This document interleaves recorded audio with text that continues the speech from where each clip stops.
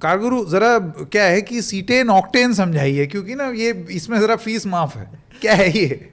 Actually ध्यान से समझा जाए तो डीजल की गुणवत्ता, उसकी क्वालिटी, उसकी लाइफ, डीजल इंजन की, ये इस पर निर्भर करती है कि डीजल किस क्वालिटी का मिल रहा है। और डीजल की असली पावर जो होती है उसे हम सीटेन में कैलकुलेट करते हैं, बिल्कुल वैसे ही जैसे हम पेट्रोल में ऑक्टेन से कैलकुलेट करते हैं। पेट्रोल में एक प्लस पॉइंट था कि एथेनॉल की ऑक्टेन वैल्यू ज़्यादा थी, जिसकी वजह से अगर आप उसे मिला रहे थे तो पेट्रोल की गुणवत्ता में केवल एनर्जी डेंसिटी कम हो रही थी, लेकिन पेट्रोल ज़्यादा बेटर बन रहा था। क्यों? पेट्रोल की नॉकिंग कम हो रही थी, इंजन को अच्छी परफॉर्मेंस बनी रहती थी, तो वो सारे बेनिफिट उसे इंजन को मिल रहे थे पेट्रोल में एथेनॉल मिलाने से।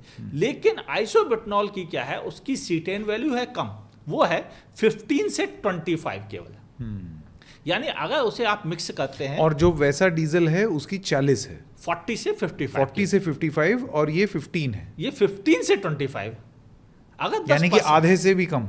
आधे से अगर हम 10% भी मिक्स कर देते हैं तो क्या होगा कि डीजल में उसकी सीटेन वैल्यू ड्रॉप होके आ जाएगी 30-32 के आसपास, और ये इंजन को अच्छा परफॉर्म नहीं होने देगी। इंजन लड़खड़ाएगा, उतनी पिकअप नहीं ले पाएगा, उतना टॉर्क नहीं ले पाएगा, इंजन लैगी सा फील होगा, एवरेज भी कम देगा। ये आप वो कह रहे हैं जो एग्जिस्टिंग डीजल इंजन है? हाँ, नहीं, एग्जिस्टिंग हो या नए हो या पुराने हो, यहां पर खेल बिल्कुल अलग है। नहीं, सपोज अगर ये आइसोब्यूटेनॉल, एक सेकंड का गुरु, अगर आइसोब्यूटेनॉल को फर्ज कीजिए कि I10 डीजल बोल करके मार्केट में उतारा जाता है, और फिर ये कहा जाता है कि अब से जो डीजल के इंजन बने वो I10 कंपैटिबल हो। एक्चुअली यहां पर एक ट्विस्ट है। पेट्रोल में क्या है कि जो मटेरियल का इस्तेमाल किया जा रहा है उसमें एथेनॉल के मिक्सिंग से प्रॉब्लम है। डीजल में ये प्रॉब्लम बहुत निग्लेजिबल है, उसे काउंट ना भी करें तो चलेगा। अच्छा। लेकिन यहाँ प्रॉब्लम दूसरी है, यहाँ इंजन पर सीधा असर है। यहाँ इंजन ही उतनी परफॉर्मेंस ही नहीं दे पाएगा, उतना एवरेज ही नहीं दे पाएगा। इंजन का असली काम क्या है? जैसे फर्ज कीजिए पेट्रोल के लिए कहा जाता है कि एवरेज 3 से 10% के आसपास गिर जाएगी अगर आप इथेनॉल मिक्स करेंगे। तो if you were to mix 10% isobutanol in diesel, हम कितनी एवरेज ड्रॉप के बारे में सोच रहे हैं? अगर हम 10% मिक्स कर रहे हैं तो ये मान के चलिए लगभग 4 से 5% एवरेज ड्रॉप होगा। लेकिन 10% मिक्स करने से कई बड़े इंजन वो परफॉर्मेंस नहीं दे पाएंगे। मतलब जो एक डीजल के इंजन में जो एक हनक होती है, एक जो पावर होता है, टॉर्क होता है, हाँ, वो टॉर्क उतने बेहतर ढंग से डिलीवर नहीं होगा, वो नॉक करके मिलेगा। सीधी सी बात कहें, इंजन लड़खड़ाते हुए वो पावर देने की कोशिश करेगा, और उसके लिए उसे वापस से तैयारी करनी पड़ेगी, जो 10% होने पर ही चालू हो जाएगा। दूसरा, इंजन केवल कार का नहीं है, ध्यान से समझे। पेट्रोल का खेल बाइक और कार तक सीमित था, डीजल का खेल ट्रक, बस जिससे देश चलता है, ट्रैक्टर जिससे अन्न पैदा होता है, इसके अलावा ट्यूबवेल, जनरेटर्स, इंडस्ट्रीज, बोट, क्या क्या नहीं है जो डीजल से चलते हैं। तो डीजल जब असर डालेगा ना तो सबको चपेट में लेके आएगा, पूरे देश को। और जब आइसोब्यूटेनॉल मिक्स होगा तो डेफिनेटली एवरेज भी कम होगा। अब इस एवरेज कम होने से क्या होता है, लॉजिस्टिक का हर सामान महंगा हो जाएगा, चाहे वह दूध आपके घर सप्लाई हो रहा हो, आलू हो, प्याज हो, टमाटर हो, किताबें घर आ रही हैं पढ़ने वाली, वो महंगी हो रही हैं, टीवी फ्रिज लॉजिस्टिक से आ रहा है, वो महंगा हो रहा है, और बाकी फ्रूट्स और बड़े ड्राई फ्रूट्स जो अभी लोग खाते हैं वो भी महंगे होंगे। मतलब बचेगा कोई नहीं। हर आइटम जो आपके दरवाजे पहुंच रहा है, पेंट से लेकर स्टील तक, सीमेंट से लेकर खाने के आइटम तक, हर चीज़ इसकी चपेट में आएंगे, और ये सब थोड़ा थोड़ा महंगे होंगे ही होंगे। यानी डीजल का असर कहीं ज़्यादा खतरनाक है। हाँ। और इसीलिए गवर्नमेंट थोड़ा फूक के कदम रखेगी। उसका रीजन भी ध्यान समझिए। डीजल का सबसे बड़ा कंज्यूमर इंडियन ट्रांसपोर्ट एसोसिएशन है, करेक्ट, जो बहुत स्ट्रांग एसोसिएशन है। अगर उन्होंने चक्का जाम किया, आपकी अर्थव्यवस्था बैठ जाएगी, एक झटके में बैठ जाएगी। तो मुझे ये बताइए कि जब इसके बारे में, क्योंकि इतनी बात तो हो ही रही है, हम लोग देख ही रहे हैं बात हो रही है, तो इस बातचीत के बीच में इसकी सुगबुगाहट क्या इस ट्रांसपोर्ट एसोसिएशन तक पहुंची है? क्या वो कोई ज्ञापन या प्रतिनिधि मंडल लेकर के गए हैं कि सुनिए ऐसा ना करिए? मेरे पास ऐसी कोई इन्फॉर्मेशन नहीं है कि ट्रांसपोर्ट इंडस्ट्री ने क्या इसको समझा है, क्या उन्होंने अब तक स्टेप उठाए हैं, या वो सिर्फ वेट कर रहे हैं कि गवर्नमेंट पहले तय करे क्या करेगी, वो क्या कीमत कम करके हमें कंपनसेट करेगी, पहले वो तय कर लें फिर हम अपना मूव आगे बढ़ाएंगे। क्योंकि ऑलरेडी ट्रांसपोर्ट इंडस्ट्री दो चीज़ों से परेशान है। एक फास्टैग वाले खर्चे से, टोल टैक्स से वो ऑलरेडी काफ़ी मतलब परेशान है। दूसरा, ट्रकों पर लगने वाले नए नए नियमों से वो बहुत परेशान है। अब अगर ये कहीं डीजल पे आया तो उनके लिए रियली चैलेंजिंग होगा।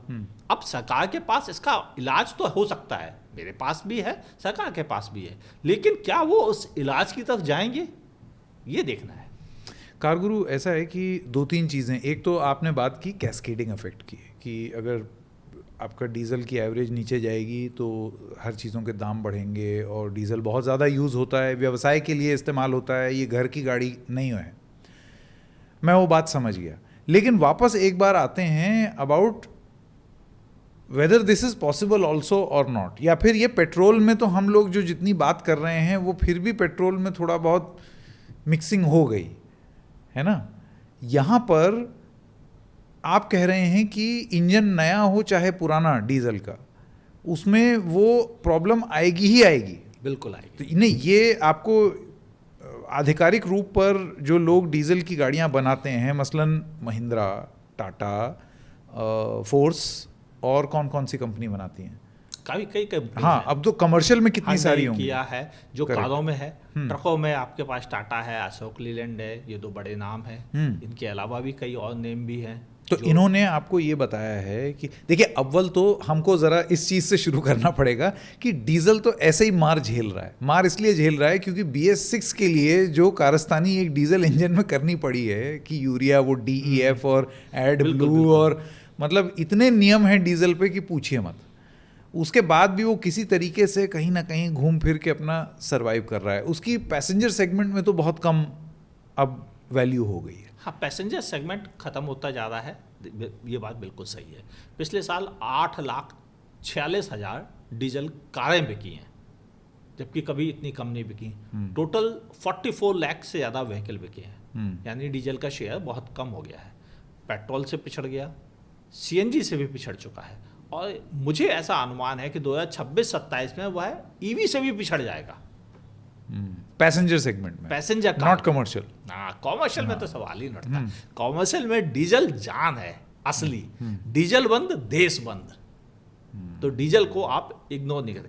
कंपनीज ने खुलकर इस बारे में बात नहीं की है, ना ही किसी इंटरव्यू में, ना ही किसी उसमें। लेकिन डीजल के बारे में जितनी हमने अपनी इंजीनियरिंग की पढ़ाई में की, या जितने प्रेजेंटेशन चेक किए हैं कंपनीज के, जब वो अपने डीजल नए नए आविष्कार करके बताते हैं हमने ये नया इंजन बनाया है, तब जो देखें उसके हिसाब से आइसोब्यूटेनॉल डीजल इंजन तो संभाल लेगा थोड़ा बहुत, लेकिन बस समस्या केवल वही आएगी, एवरेज कम होगा और लैग ज़्यादा करेगा। तो आप उसमें बहुत ज़्यादा आइसोब्यूटेनॉल मिक्स करने की कोशिश नहीं करनी चाहिए गवर्नमेंट को, वरना ये अर्थव्यवस्था को दबाएगा एक साथ।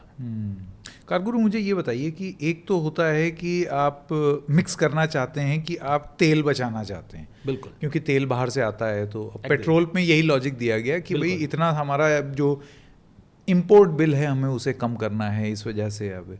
और एक तर्क ये दिया जाता है कि ethanol is a cleaner fuel, कि उससे प्रदूषण कम होता है, तो आप पर्यावरण को भी बचा रहे हैं, आप हमारा आयात का जो बिल है उसको भी बचा रहे हैं।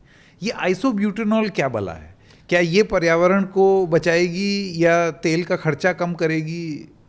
इस बारे में जो इन्फॉर्मेशन है वो ये कि आइसोब्यूटेनॉल थोड़ा तो क्लीनर है, लेकिन ये इतना बड़ा रोल नहीं प्ले करेगा जिस तरह से एथेनॉल प्ले करता है। इसका असर कम है।